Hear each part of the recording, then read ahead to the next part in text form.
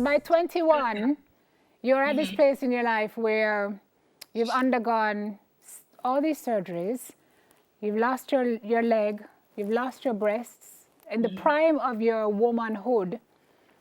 At this time, what are you saying to God? Wow. Because you're a woman of faith. A lot of angry things, I would say, that I can't really say on TV. But also, I remember after the diagnosis at 21, I think I was speaking to you and just telling you that literally the day of the diagnosis, the night, I remember going back home. I was living on hall at the time, and just being outside and just looking up and just feeling this just peace, the peace that literally just passed all understanding, just settled on me. And I just knew this wasn't the end. This was going to literally be a bump in the road. It was going to be a tough time, but it wasn't the end. And so I think that really helped to kind of shift my mind into, okay, what do we need to do right now? Instead of, freaking out and thinking, oh my God, this is it. So that really helped. So you went through the chemo, you went through the treatment, and you were just glad to be able to move on with life. You moved to St. Elizabeth, you were doing your physiotherapy down there, and you were at peace. Yes. And everything was great. You applied for this scholarship in 2018 to do evening, and you were chosen, and your bags were packed, and you were Yeah. doing photo shoot and ready to go. And then what? And then we got back some results we didn't expect. So a few months prior, we had done a small surgery to remove a small lump, and we thought it was benign initially, but we got back the results saying that it was malignant. Yeah. At that point, you told me you were ready. You were tired, and you just said to God, you know what, God? If you don't take me, I'm going to take me. And she's frozen. But she had gone to the point where she was tired. And she decided that she did not want to be here anymore. Josan, you're hearing me. Go on, tell us about that. Well, yeah, I mean, it was a lot to tackle at the time, because here it was now at 28, another diagnosis. And I think a lot of the times when people think of cancer diagnoses, they think in terms of the physical repercussions. So the treatment. What she's going to tell you now is that her mental health started to go. Cancer really does permeate and affect, and in some cases devastate every aspect of your life. And so, right, it really does affect every aspect of your life. And so my mental health took a big blow on so many levels, because I felt like a failure in so many regards, at 28, having to turn down an opportunity like this, thinking, okay, at 28, how am I going to afford treatment when I literally have bills from previous treatments due? I haven't even begun life in terms of starting a family or anything like that. And so treatment now would become more aggressive, would that put all of that at risk? So it was just like one blow after the other. And honestly, it felt like, how would I even begin to tackle any of this at all? And it just seemed hopeless, especially after we got back the genetic test results saying that, I had the genetic condition, I had Leber-Mealy syndrome. It just seemed like. And what is that? That predisposes you. Right, so I'm predisposed to developing tumors that would then morph into malignancies. So it just seemed like there was no quote unquote light at the end of the tunnel. It just seemed like this was life, the trajectory I was on. And I was just like, no, it's been a good run. I've had a nice life.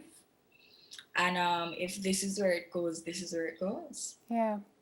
But you did tell me that when you did research on bone cancer, or a doctor had mentioned to you that most bone cancer patients don't live past 25. So you said you packed it all in. You made sure you lived before 25. Yeah, man. Up until I remember celebrating like my 26th birthday and just feeling such gratitude and also just so much awe at the fact that I was still alive. And so to me, to make it to at that point, I was 27. No, I was 26, or I was 26 going on 27. So in my mind, okay, if I could just see the 27th birthday, oh God, that was like icing on the cake. That was brought up, because 25 is where I thought it was going to be. And That's here where I you thought. are at 28, right? So more brighter indeed. Josan, I asked you what, if there was a song or a thought or a mantra that you had that keeps you centered, or that you lean on when things get really, really tough. You told me there's a song that you use as your mantra. Do you remember what song that was? Yes, it was this old Negro spiritual. I think my father, my mom taught to me. Wade in the water. I'm not gonna sing it because that's not my gift in life. But yeah, just wade in the water.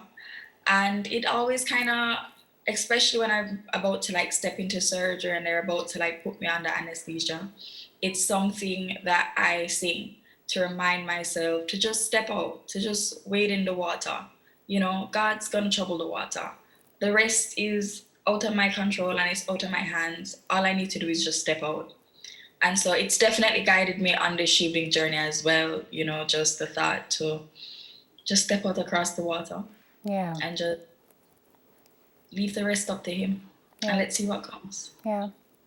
Well, we salute you for your spirit of fight.